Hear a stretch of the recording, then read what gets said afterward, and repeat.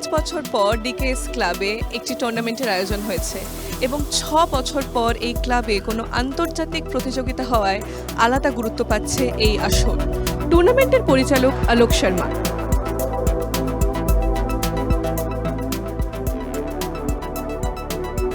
ভারত সহ 17টি দেশের শীর্ষ জুনিয়র খেলোয়াড়রা এই প্রতিযোগিতায় অংশ নেবে। আয়োজক দেশ ভারত সহ থাকছে গ্রেট ব্রিটেন, ইজিপ্ট, ডেনমার্ক, দক্ষিণ কোরিয়া, জাপান, দক্ষিণ আফ্রিকা, মার্কিন যুক্তরাষ্ট্র, চীন, থাইল্যান্ড, অস্ট্রিয়া, কানাডা, ইন্দোনেশিয়া, টাইপে, উজবেকিস্তান, রাশিয়া ও লাটভিয়া। সকাল ঠিক 11টায় গ্র্যান্ডস্ট্যান্ডে শুরু হয়েছিল এক রুদ্ধশ্বাস লড়াই। পঞ্চম বাছাই আরিনা মেলেগিনার মুখোমুখি লাটভিয়ার দারিনা মাদভেভা। ম্যাচের গুরুত্ব শুরুতেই নিয়ন্ত্রণ দেন মেলেগিনা। প্রথম সেটে 6-2 ব্যবধানে জিতে রাশিয়ান খেলোয়াড় বুঝিয়ে দেন লড়াই সহজ হবে না, কিন্তু দারিনা হার মানার মেয়ে নন। দ্বিতীয় সেটে দুর্দান্ত প্রত্যাবর্তন করে 6-4 ম্যাচে ফিরিয়ে আনেন সমতা। এক সেট করে দুজনের ঝুলিতে এবার সব কিছু গিয়ে দাঁড়ায় নির্ণায়ক তৃতীয় সেটে। 2 ঘন্টারও বেশি সময় ধরে চলা এই ম্যারাথন ম্যাচে কেউ কাউকে 1 ইঞ্চিও ছাড়তে রাজি নন। শেষ পর্যন্ত গেম গড়ায় টাই ব্রেকারে। চাপের মুহূর্তে স্নায়ুর পরীক্ষায় লড়াই চলল পয়েন্টে পয়েন্টে।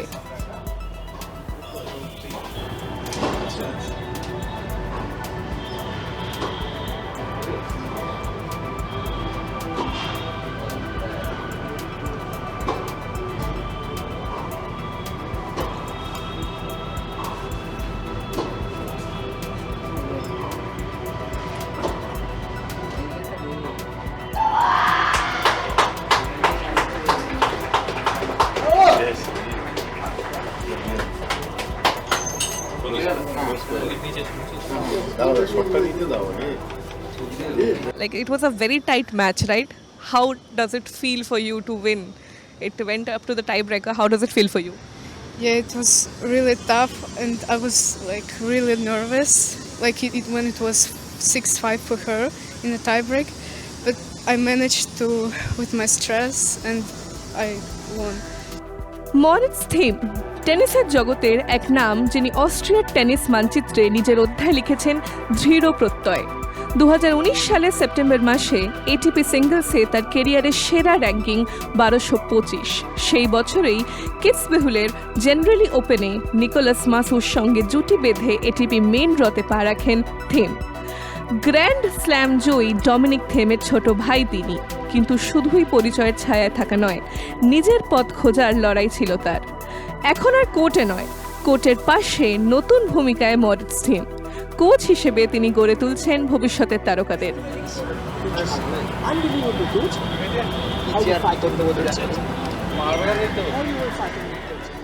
How does it feel to, you're the coach of Darina, right? Yes, So yes. how does it feel that she has won the match? Yeah, it was a crazy match. I mean, she won so close. After the first set, actually, I was thinking that she will make it pretty solid, but then something changed in the second set. Also, the opponent started to play really well. And then it was just 50-50. It was really, really close, but of course, super happy that she won. Yeah. Okay. Also, what do you feel about the playing condition, about the court? How does it feel? Because what's the temperature here? How does it feel? Like, how did the playing condition and the court condition affect her match? Actually good. I mean, she's playing good on all surfaces, also on hard court. But I mean, here the surface is really nice. Especially the whole club is really cool. So we really enjoyed it. And especially on clay, she really improved a lot the last year, I would say. So yeah, let's keep going. And she told me that the semis was quite tough for her, and the finals we saw it was a really tight match. So according to you, who would be name a person whom you felt like he was a tough competitor for her, who was really challenging to face? I would say in the final now was the hardest opponent. She was playing really, really good today, Maligina. I mean, I know her already since a couple of months now because Darina played against her in other tournaments. But today she played really well, and what I like, she's behaving really professional already. It's not, I cannot say for everybody because they have to learn still a lot, but she's behaving really well, and that's why she's good. Yeah.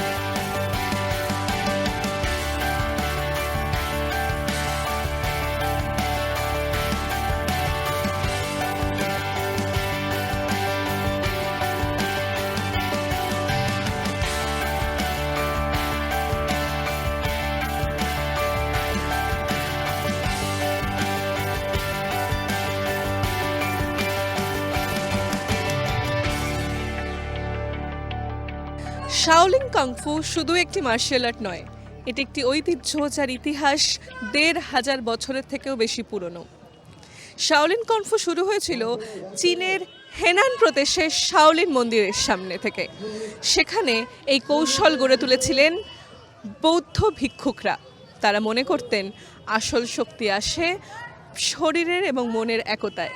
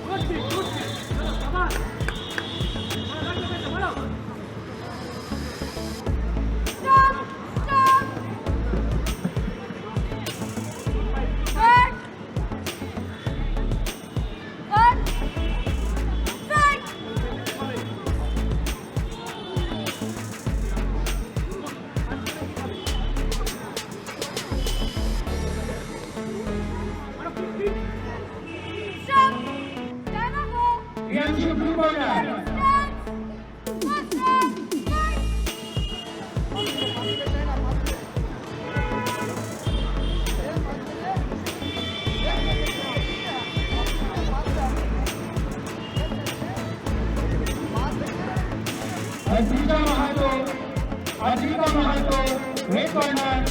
Adhika Mahato, red corner. Shiona Chaudhary, blue corner. Shiona Chaudhary, blue corner. Adhika, red corner. Shiona Thak, Adhika একটু পরে করো চলো ভাই। শিওনা একটু পরে।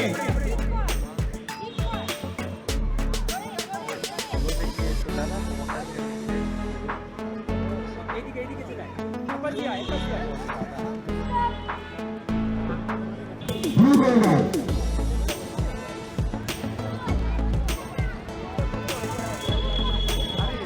সম্প্রতি জাতীয় kung fu বুশু চ্যাম্পিয়নশিপে পশ্চিমবঙ্গের তরুণ ও প্রতিভাবান ক্রীড়াবিদরা জাতীয় মঞ্চে তাদের দক্ষতা, শৃঙ্খলা ও অসাধারণ দৃঢ়তার পরিচয় দিয়েছেন। প্রত্যেক প্রতিযোগী নিখুঁত পারফরমেন্স উপহার দিয়েছে, যা তাদের মাসের পর মাস কঠোর অনুশীলনের প্রতিফলন। তীক্ষ্ণ কৌশল ও আত্মবিশ্বাসী পরিবেশনার মাধ্যমে এই তরুণ মার্শাল আর্টিস্টরা বিচারক ও দর্শকদের সমানভাবে মুগ্ধ করেছেন। এই পরিশ্রমের ফলে মিলেছে সাফল্য। বেশিরভাগ খেলোয়াড়রা একাধিক পদক জিতে বাড়ি ফিরেছেন, যা তাদের নিষ্ঠা ও লড়াকু মানসিকতার প্রমাণ। এই অসাধারণ সাফল্য শুধু পশ্চিমবঙ্গের গর্বই বাড়ায়নি, বরং রাজ্যে কুংফু বুশুর উজ্জ্বল ভবিষ্যৎও ইঙ্গিত করেছে। আমি শানায়া আলী, আমি একটাতে ফার্স্ট পজিশন আর একটাতে সেকেন্ড পজিশন অ্যাচিভ করেছি। কম্পিটিশনটা ভালোই ছিল, একটু ডিফিকাল্ট ছিল, কিন্তু আমি যেহেতু ছোটোবেলা থেকেই কুংফু শিখছি, আমার কনফিডেন্স ছিল আর আমি আমার বেস্ট পারফর্ম করেছি। সেটা অনুযায়ী আমি আমার মেডেল পেয়েছি। আমার নাম আয়ুষ পাল, আমি একটাতে সিলভার পেয়েছি আর একটাতে গোল্ড পেয়েছি। আমার ন্যাশনালটা খুবই ভালো লেগেছে, কারণ আমরা জানি না যে ওখানটায় কারা আসবে আমাদের সঙ্গে খেলতে, সেই অনুযায়ী আমার খুবই ভালো লেগেছে। আমার নাম সুবলক্ষ্মী মহান্তি, আমি 3 বছর থেকে কুংফু শিখছি। আমার এটা ফার্স্ট টাইম ছিল ন্যাশনালে যাওয়ার, তাই আমি খুব নার্ভাস ছিলাম। আর ফার্স্ট টাইম আমি গিয়ে দুটোতে গোল্ড মেডেল পেয়েছি, তো আমি খুব अचीव মনে করেছি। Very proud of you. मेरा नाम ऋतिक एस भगत है। मैं दोनों में ही गोल्ड पाया। मैं ये मेरा तीसरा साल था, तो लास्ट टाइम भी मैं एक में गोल्ड पाया था, बस एक ही खेला था। मेरे को बहुत अच्छा लगता है नेशनल में हर बार पार्टिसिपेट करना। मैं आगे भी ट्राई करूँगा पार्टिसिपेट करने का। ग्रेट। আমার নাম কেয়া দাস, আমি 2 বছর ধরে কুংফু করছি, আর এটা আমার সেকেন্ড ন্যাশনাল ছিল। আর দুটো ইভেন্টে আমি একটাতে ব্রোঞ্জ পেয়েছি আর একটাতে গোল্ড মেডেল পেয়েছি। ওকে ওকে। আমার নাম শেখ ইসান আলী, আমি দুটোতেই গোল্ড পেয়েছিলাম। আচ্ছা, আর তোমার কেমন লেগেছে ওখানে? আমার এখানে ভালোই লেগেছে। ভয় লেগেছিল? ভয় লেগেছিল, তাও তুমি মানে খেলেছো ভালো করে, বেস্ট দিয়েছো। গ্রেট। রেডি আছো আরিয়ান যাও। ত্রিশন Basu.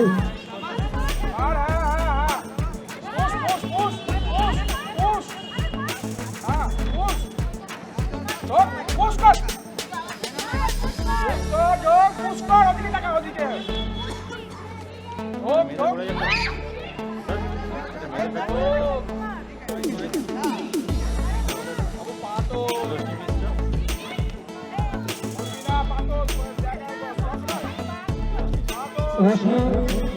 Mishra red corner, Debangshu Mondal blue corner. Rashmi Mishra red corner, Debangshu Mondal blue corner. Rashmi red corner, Debangshu blue corner. Stop stop stop.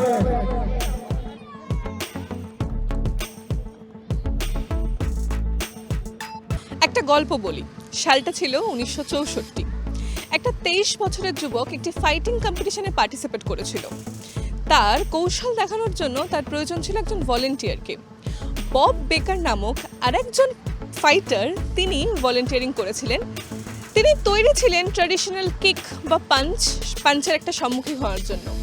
কিন্তু সেই 23 বছরের যুবক সকলকে অবাক করে দিয়েছিল। মাত্র 1 ইঞ্চি দূরে দাঁড়িয়ে 1 পাও না পিছিয়ে তিনি তার কোমর এবং শরীরের সমস্ত শক্তি ব্যবহার করে মাত্র 1 ইঞ্চি দূরত্ব থেকেই একটি পাঞ্চ দিয়েছিলেন এবং সেই পাঞ্চের সম্মুখীন হওয়ার সাথে সাথে বেকার ছিটকে পেছনের চেয়ারে পড়ে গিয়েছিলেন। বেকার পরবর্তীতে জানিয়েছিলেন যে সেই পাঞ্চের জোরের ব্যথা তাকে বহুদিন ভুগিয়েছিল। সেই 23 বছরের যুবক আর কেউ নয়, তাকে আমরা সকলেই চিনি। তিনি লেজেন্ডারি মার্শাল আর্টিস্ট ব্রুস লি। সেই সময় তাকে হয়তো কেউ চিনতাম না, কিন্তু পরবর্তীতে সেই 1 ইঞ্চি দূরত্ব থেকে নেওয়া যেই পাঞ্চ তাকেই আমরা 1 ইঞ্চ পাঞ্চ হিসেবে জানি। সেই একই বছরে আরও একটি ঘটনা ঘটেছিল। ব্রুস লি তার জীবনের সবথেকে ডেঞ্জারাস ফাইটটি লড়েছিলেন এবং সেই ফাইটটা দেখেছিলেন মাত্র 11 জন মানুষ।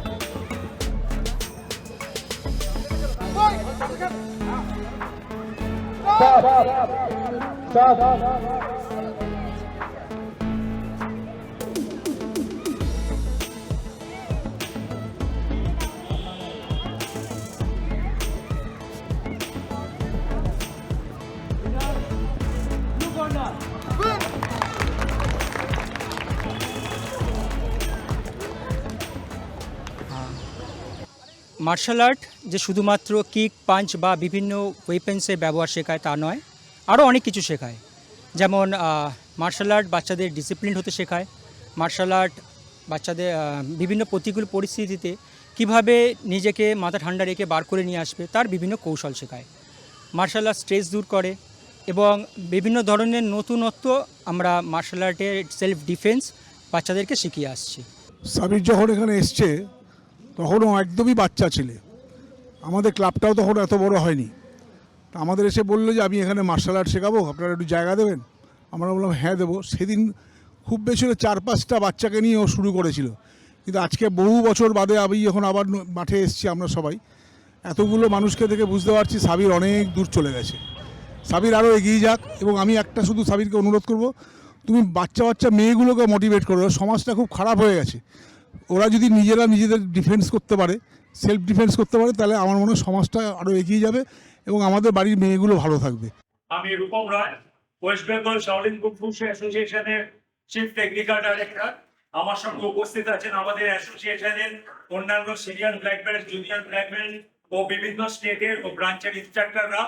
আমার সঙ্গে উপস্থিত আছেন আমাদের অ্যাসোসিয়েশন, আমাদের ক্লাবের মেন কর্ণধার স্বপন চক্রবর্তী মহাশয়, আমাদের প্রিয় বাবলুদা, যার বদৌলতে আজকে আমরা একটা কসবা সমন্বয় ক্লাব থেকে একটা ক্লাব হিসেবে শুরু করে আজকে পুরো পশ্চিমবঙ্গে একটা অ্যাসোসিয়েশন হিসেবে নিজেদের প্রতিষ্ঠিত করতে পেরেছি। আজ আমরা national wise all India kung fu অ্যাসোসিয়েশনের আমি ভাইস প্রেসিডেন্ট। এবছর আমাদের কুংফু ন্যাশনাল চ্যাম্পিয়নশিপে টোটাল 57 জনের টিম গিয়েছিল, তার মধ্যে 32টা গোল্ড হয়েছে, 10টা সিলভার ও 15টা ব্রোঞ্জ। এটা আমাদের অভাবনীয় সাফল্য। এই পুরো সাফল্যের কৃতিত্ব আমাদের সকল অ্যাসোসিয়েট মেম্বার ও আমাদের পৃষ্ঠপোষক স্বপন চক্রবর্তী মহাশয়কে অবশ্যই দিতে হয়। নমস্কার। দীর্ঘ 27-28 বছর ধরে রূপম রায়ের নেতৃত্বে এই শাওলিন কুংফু প্রশিক্ষণ কেন্দ্র চলছে। ছোট থেকে বড়দের প্রত্যেককে নিয়ে যে ধৈর্য ধরে যেভাবে প্রশিক্ষণ পরিচালনা করছে তাতে আমরা অত্যন্ত আনন্দিত ও গর্বিত। ন্যাশনাল চ্যাম্পিয়নশিপে তাদের যে রেজাল্ট, সেটা নিশ্চয়ই আমাদের প্রত্যেককে গর্ব অনুভব করতে সাহায্য করছে। আমি আশা করছি আগামী দিনে আরো বড় সাফল্য এনে কসবার নামটাকে সে উজ্জ্বল করবে, তার প্রতি আমার শুভেচ্ছা রইল। ধন্যবাদ। শাওলিন কুংফু স্পেশালি একটা স্পিরিচুয়াল মার্শাল আর্ট, যেখানে স্পিরিচুয়ালিটির সঙ্গে আমরা ফিজিক্যালির একটা কম্বিনেশন করি। এটা আপনারা আমাদের ইউনিফর্ম দেখলে বুঝতে পারবেন, এটা একটা বুদ্ধিস্ট মার্শাল আর্ট স্পেশালি, যেখানে আমরা হার্ড অ্যান্ড সফট, যেটা সারা বিশ্বের একটা ফিলোসফি যে ইন্ডিয়ান হার্ড অ্যান্ড সফট, এই হার্ড অ্যান্ড সফটের ব্যালেন্স শাওলিন কুংফু মানুষকে করতে শেখায়।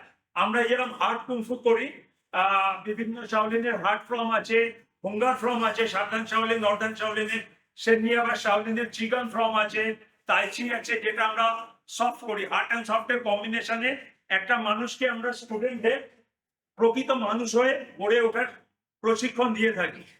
এই জন্য আমাদের ছাত্রদের মধ্যে হার্ড প্র্যাকটিস করার জন্য সেই উগ্রতা বা সফট প্র্যাকটিস করার জন্য সেই নমনীয়তা, দুটোর কোনোটাই প্রকাশ্যভাবে থাকে না, দুটোর মধ্যে একটা সুন্দর সামঞ্জস্য বজায় রাখতে পারে।